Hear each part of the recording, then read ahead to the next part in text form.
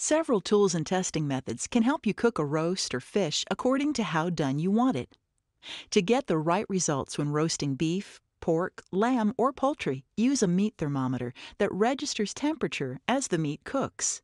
Every oven is different. Some ovens are off by as much as 50 degrees, which makes investing in a meat thermometer worthwhile. When inserting a meat thermometer into a roast, don't let the metal touch the bone. The bone is hotter than the meat. Use a roasting chart for the particular meat and cut you're roasting. You need to know the cut and thickness or weight to determine the final internal temperature and the estimated cooking time. Here are some examples of what you would see on a roasting chart for your meat selection. A chart like this typically lists the cut and weight, the oven's temperature setting, and the approximate time it will take to cook the meat to your desired doneness. Look for a roasting chart in your cookbook, or you can ask the butcher at your local grocery store for cooking instructions.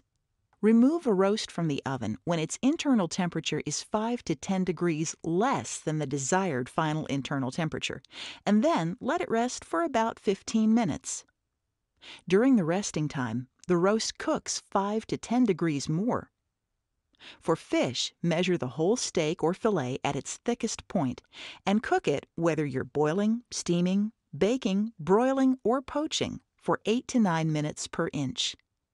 After about 8 minutes, check for doneness. If the thickest part of the fish is only 3/4 of an inch thick, however, cook it for 6 to 7 minutes. A fish fillet or steak is done when it flakes easily with a fork. Salmon and tuna are darkish pink at the center when medium. White fish should be shiny and wet-looking only at the innermost core. Unless the recipe tells you to do otherwise, remove all cooked fish from the oven or the poaching liquid immediately when it reaches desired doneness. Use one or more of these techniques, and your roast or fillet of fish will be cooked to perfection.